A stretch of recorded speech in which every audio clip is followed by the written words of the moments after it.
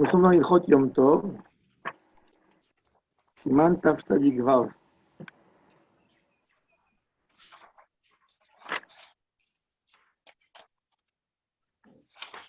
On a expliqué hier, par rapport aux hommes d'Eretz Israël,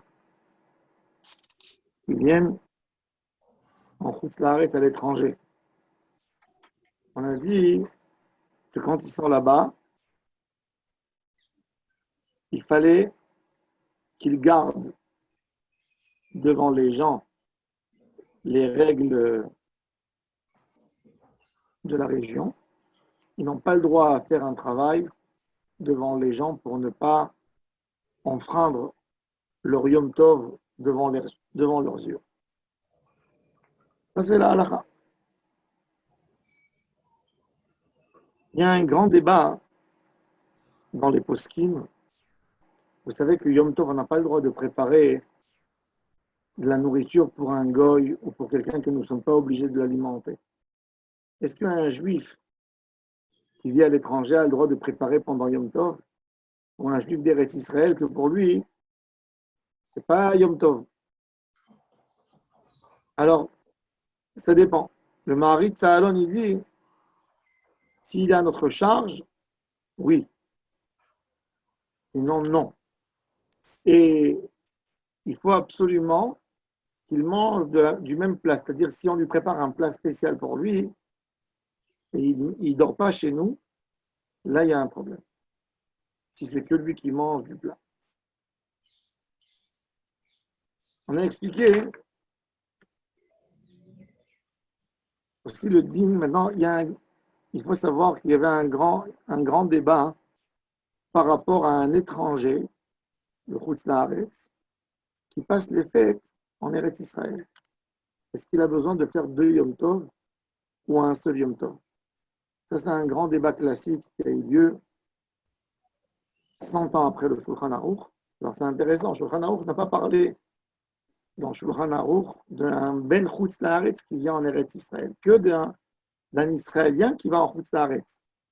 Bizarre.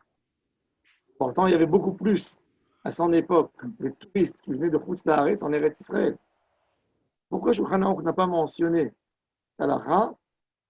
On ne sait pas dire exactement pourquoi. Il y a des qui disent que pour lui c'est évident qu'ils ont à faire qu'un jour. C'est l'opinion du Chacham Tzvi, du Rabbi Zalman, de Liadi dans son Shulchan Aruch, de Rabbi Yosef Shaul Natanzon, Kohelou Meshiv,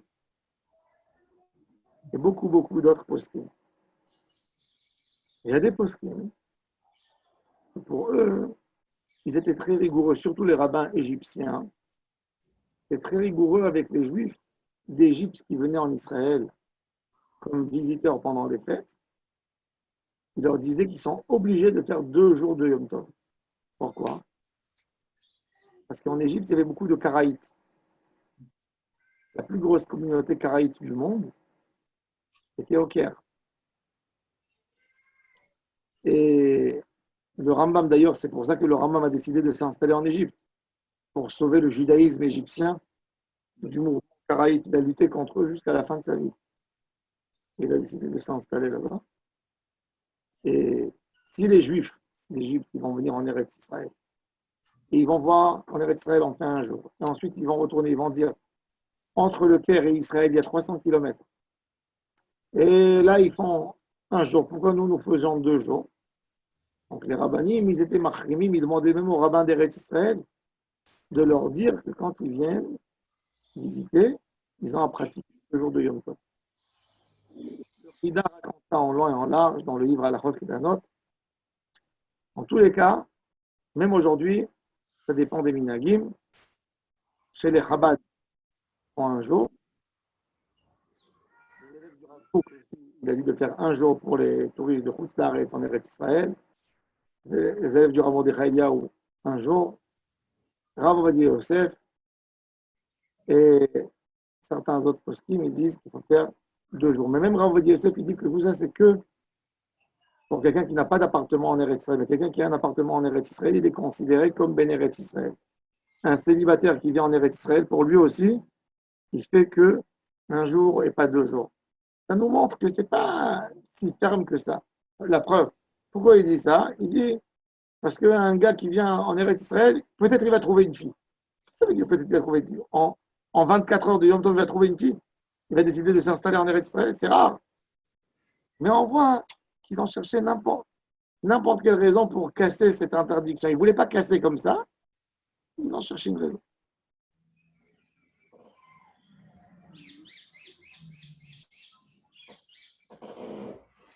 Le Rav Kook, alors, il dit ça. Hein, il dit qu'on quelqu'un de Rousslaret, tu as dit les poskim qui autorisent, ils font qu'un seul jour.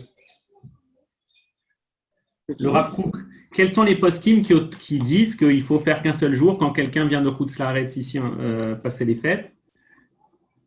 Chacham Tzvi, Rabbi Tzvi Ashkenazi, un des plus grands poskim. Oed Umeshiv.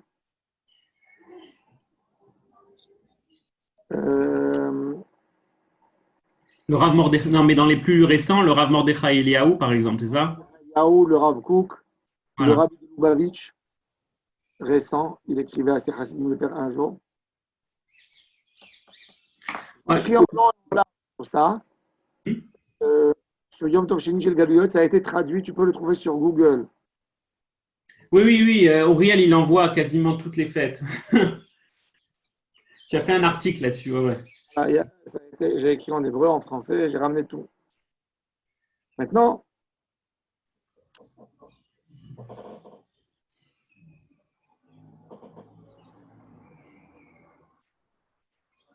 aider à la route de Mouktsé dans Yom Tov.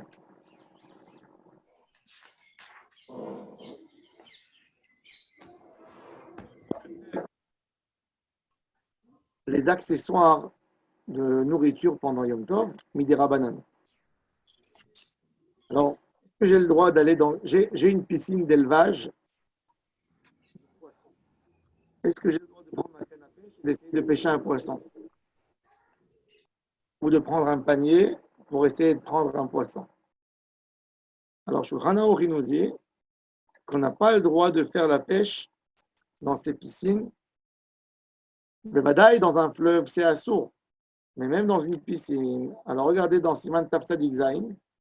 En tzadim dagim min ha-bevarim. Bevarim, ça vient de la racine latin vivarium.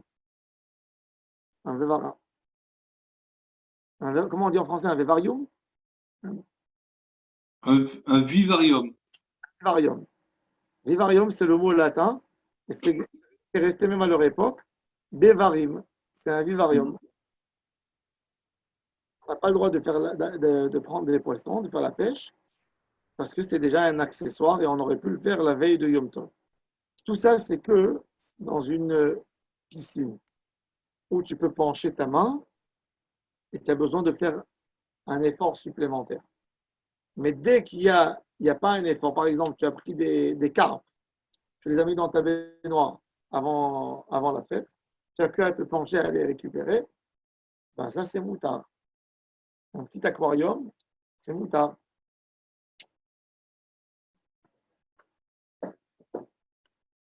Alors, je dis Mishnah Boa et Shulchan Aruch d'abord. En tzadim dagim min ha-bevarim. Le Rama il dit afilo b'makom she'ena mechusarim tzeda. Lefi she'ha-bevar rachav harbe ve'adagim nishmatim elach ve'elach. Ça paraît à l'œil comme si je fais de la pêche. Min ha-bevarim. Il nous dit le Mishnah Boa. Ainu brechot shel maim sont des piscines d'eau. Mukafim me'arba rochot avec un mur dans les quatre coins. Il n'avait pas besoin de nous dire qu'il est interdit de faire la pêche au fleuve. C'est sûr, c'est évident que c'est interdit. Des kulhu, itneube, tzedagmura, tout cela, il y a une vraie pêche là-dedans, c'est comme de la chasse. Des assour, kiktira, ou trina, ou share melachot. C'est comme on a expliqué dans Siman Tafsadike Seif Bet. Tout ce qui est un travail qu'on peut le faire avant Yom Tov, il est interdit absolument de le faire pendant Yom Tov. Regardons, avant de continuer le Mishnah Vura, le Biur Halacha. Quelle est l'interdiction de faire la pêche Yom Tov? Alors, Biur Halacha, Ve'isur tzeda beyom tov. Imu deoraita o de rabanan. Ayen le'ael, regarde, dans Siman Tav Tzadikeh, c'est Yves Bet que le Mishnah Berurah là-bas, il a amené un débat entre les Rishonim. Est-ce que les accessoires de la nourriture sont interdits Minatora ou Midera Banan? Vayen Batosfot Shabbat, Daf Kuvav, ou Bechidushe Rajba, Perek En Tzadim, ou Beshabbat Kuvav, et Notnim Lifneem Mezonot. Mashma, pas avoir besoin de faire la chasse. Alors, même leur donner à manger, pendant Yom Tov, je n'ai pas le droit. Il faut leur donner à manger avant Yom Tov. Donc, c'est un débat, est-ce que c'est Mideoraita ou Miderabanan? Maintenant, je continue, c'est Yvbet. Et avec ça, et avec le Mishnah Berurah Bet, et avec ça, on va terminer. Afilu b'makom she'ena mechusarim tzedda, rotze lomar, sheya bevar katan. Il dit, she'en tzarich lomar ave metsuda, ou netudé. On n'a pas besoin d'un filet pour faire la pêche. Ou bechaya ve'of ka'egavna, chashiv en mechusar tzedda. C'est-à-dire, quand, si par exemple j'ai une poule à la maison dans une chambre, j'ai le droit de courir derrière elle pour l'attraper. Ça ne s'appelle pas comme si j'ai fait de la chasse. Alors le poisson, est-ce qu'un poisson dans ce cas, ça serait moutard? Si j'ai un poisson dans ma piscine, j'ai une piscine, je jette des carpes dedans, je vais venir les pêcher pendant la fête. Je dis, allez, je vais me baigner ce matin et je vais faire du sport, je vais courir et je vais attraper le poisson. Un sourd. Pourquoi? Ils peuvent se sauver de l'œil. La piscine est large. C'est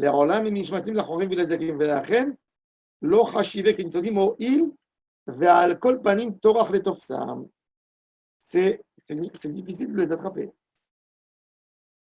Le Magen Avraham dit que si l'eau est bien claire, on voit le poisson, et le bassin est petit, que je peux récupérer vite le poisson, là c'est moutard. Même si je prends un filet, parce que le poisson ça me dégoûte, je veux l'attraper avec un filet, c'est moutard. C'est-à-dire, il faut savoir que quand on fait rentrer, alors c'est quoi la définition? C'est que si je fais rentrer ma main dans le bassin, je peux l'attraper avec un geste, c'est moutard. Si j'aurais besoin de plus qu'un geste, c'est un saut. Vous vous souvenez quand on était enfant, au super, il y avait les piscines en métal avec les carpes. Tu te souviens? Tu ne te rappelles pas? Ah ouais. Non, c'est les crabes et les trucs comme ça, hein. On ne prenait pas, nous, ça. Non, il y avait aussi. Mais c'est des piscines comme les crabes, exactement. Ce sont des piscines comme les crabes. Là, il fait rentrer directement sa main, il les récupère. Moi, je me rappelle, mon papa, il achetait des carpes. Quand on était enfant, on n'avait pas de frigo à la maison. Ils achetaient les carpes au supermarché. Il les amenaient encore vivants. Mon père, il nous faisait la veille de Kippour les caparottes sur des carpes, pas sur des poulets. Sur des carpes. Il achetait 5, 6, on jouait avec. C'était quelques jours avant Kippour. Des fois, au milieu de la nuit, on se réveillait. Pourquoi? La carpe, elle sautait de la baignoire et on la trouvait par terre. On la prenait, on la remettait dans l'eau. Ça vit, une carpe, ça peut vivre 6 heures dans un panier. Alors, si je peux le prendre en une fois dans la main, c'est mon tard. Ça ne s'appelle pas que j'ai chassé le poisson, que j'ai pêché le poisson. Mais tout ça, c'est à condition, encore une fois, que j'ai prévu de manger ces poissons pendant la fête. Si j'ai un grand aquarium dans mon salon, femme pour le kiff, elle court là-dedans. Et j'ai dit, tiens, j'ouvre mon congélateur, j'ai vu qu'il n'y a pas de poisson. Je dis à ma femme, allez, on va tuer le poisson. Oui, j'ai pas le droit. Pourquoi? C'est moukté. J'ai pas pensé avant. C'est même dans la fin. Même quelqu'un qui, à l'époque, les gens, ils mangeaient des pigeonniers. On est des pigeons. Il fallait monter au pigeonnier avant la fête et dire, je mange de ce pigeonnier et de ce pigeonnier. Je prévois ça. Si je n'ai pas préparé, c'est moukté. Et moukté est interdit Yom Tov. Dans CIF, lisez le CIF pour comprendre. Tout ce que j'ai, dès que j'arrive à un moment où je bloque le fleuve ou que j'amène dans un endroit où les poissons ne peuvent plus aller ni à droite ni à gauche, là-bas, c'est moutard de prendre le poisson. Si je l'ai bloqué, je lui ai mis un barrage, je l'ai bloqué, il est bloqué là-bas, je viens, je le récupère, là, j'ai le droit de le prendre, même Yom Tov, si j'avais prévu. Si par exemple, quelqu'un, il a mis un filet, et il a vu que le poisson a été attrapé déjà. Il a bloqué le filet, il n'a pas envie, il a envie de manger demain le poisson frais. Il a bloqué dans le filet, il s'assure que c'est que celui-là. Il a reconnu le poisson, et le lendemain, il vient, il a le droit de tirer le filet et de prendre le poisson, puisqu'il avait déjà prévu la veille de Yom Tov. Baruch Adonai Leolam. Amen.